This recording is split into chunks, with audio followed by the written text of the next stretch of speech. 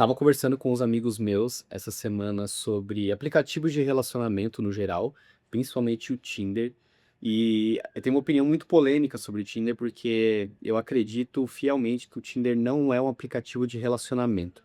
Então, se você utiliza o Tinder e você está procurando um relacionamento nele, eu tenho alguns dados para poder trazer para você aqui, para que você talvez repense essa sua visão.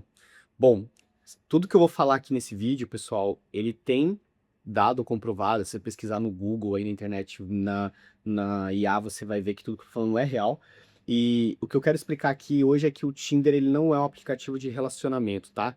Pra gente poder começar, eu peguei aqui que o Tinder hoje ele tem cerca de 75 milhões de usuários ao redor do mundo inteiro, tá? A empresa foi criada em 2012 e você sabe quantos por cento dos perfis que os homens veem, eles curtem o Tinder, homens héteros? 46%, tá? Então os homens eles chegam a curtir 46% das pessoas que eles veem, enquanto as mulheres elas curtem 14%, tá? Então os homens, eles têm uma taxa de match ali de mais ou menos 0,6%, é muito baixo, né? Enquanto as mulheres, que são bem mais seletivas, elas têm uma taxa de match de 10%. A ineficiência já começa aí, tá? Todo o tempo gasto, e aí vou pegar os dados aqui. O próprio Tinder divulgou isso, tá? Que os usuários eles fazem cerca de 11 logins por dia, ou seja, eles entram 11 vezes no aplicativo todos os dias. Eles fazem em média 90 minutos de uso do aplicativo.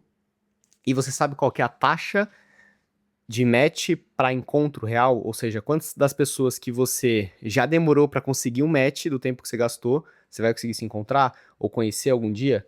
Apenas 2%, tá? Então, o que eu quero dizer com isso, pessoal? Que não é eficiente a parada. E não é para ser eficiente.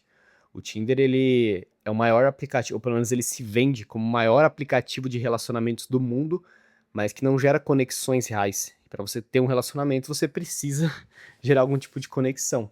E o meu ponto é que isso é totalmente intencional, tá bom? Então, se vocês forem olhar aí, existe um fenômeno, um conceito aqui que se chama reforço de intervalo variável. Basicamente, é o mesmo mecanismo que os psicólogos, os neurocientistas utilizam para máquinas de caça-níquel, que inclusive é proibido no Brasil. Ou seja, quando você utiliza uma máquina de caça-níquel, você sempre está esperando pelo improvável, você sempre está esperando a próxima coisa que vai acontecer, que é improvável, é aleatório, você pode ganhar ou você pode perder, a maioria das vezes você vai perder. E o Tinder utiliza desse mesmo mecanismo de reforço de intervalo variável para os seus usuários, de forma totalmente intencional. Porque quanto mais tempo você passar no aplicativo, melhor é para o Tinder. E outros aplicativos de relacionamento também. Então, o que eu quero dizer é que o sucesso do usuário é o fracasso do negócio. E aí, se você não acredita no que eu estou falando, eu vou trazer mais alguns números para vocês.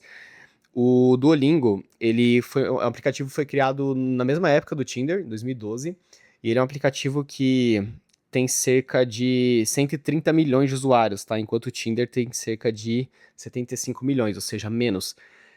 Mesmo tempo de vida, quantidade de usuários parecidos, embora o Duolingo tenha menos, desculpa.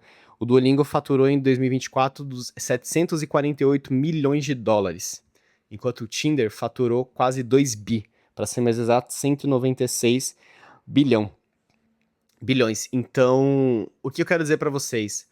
Vocês entendem que talvez trabalhar com educação, embora dê muito dinheiro, não dá tanto dinheiro assim quanto você viciar o sistema dopaminérgico das pessoas. Porque é exatamente isso que acontece com os seus neurotransmissores de dopamina. Quando você utiliza o Tinder e você passa 90 minutos do seu dia, você vai ter uma taxa de conversão ali de 2% das pessoas que você vai se conectar. E o meu grande ponto em relação a tudo isso, e eu tô falando isso aqui, pessoal, realmente porque é uma coisa que seria muito legal eu ter ouvido quando eu era solteiro e quando eu tava utilizando bastante o Tinder e eu realmente passava facilmente 1 hora por dia ali. Que está desperdiçando seu tempo. Você tá deixando de fazer outras coisas para poder gastar 90 minutos por dia, 1 hora por dia num aplicativo que ele não é eficiente, ele não foi criado para gerar relacionamentos. Ponto. Os dados mostram isso. Se você gosta mesmo assim, e se isso é algo que para você é prazeroso, tudo bem, ok. Mas é importante saber desses dados, é importante saber que, inclusive, tem alguns relatos aí que o Tinder, ele muda o preço dos planos pagos de acordo com o usuário, de acordo com o perfil. Ou seja, se você é um perfil de pessoa que consegue muitos matches, provavelmente você vai pagar mais barato do que alguém que consegue menos matches, tá? Então, bom, isso aqui eu tô falando, gente, porque realmente eu acho que tá corroendo o cérebro das pessoas. Eu não acredito que a melhor forma, se você é solteiro, de encontrar alguém pra se relacionar e tudo mais, é através do Tinder. Eu realmente acredito que você poderia estar usando esse tempo de outra forma, talvez focando em conexões reais, de qualidade, até mesmo pessoais, nos ambientes que você trabalha, nos ambientes que você anda. E se você não anda em ambientes, se você é pessoa que não sai de casa, eu recomendo que você comece a socializar mais de uma forma menos virtual, porque isso, além de te sobrecarregar menos, além de sobrecarregar menos o seu sistema dopaminérgico, isso tende a gerar mais resultado do que apenas 2% de taxa de conversão, tá, pessoal? Então, quando eu vi esse número, eu realmente fiquei muito chocado e eu realmente quero que as pessoas entendam isso e isso agregue na vida delas, na sua vida aí que tá assistindo esse vídeo, para que você reflita sobre isso, tá bom? Esse é o recado de hoje, valeu, falou!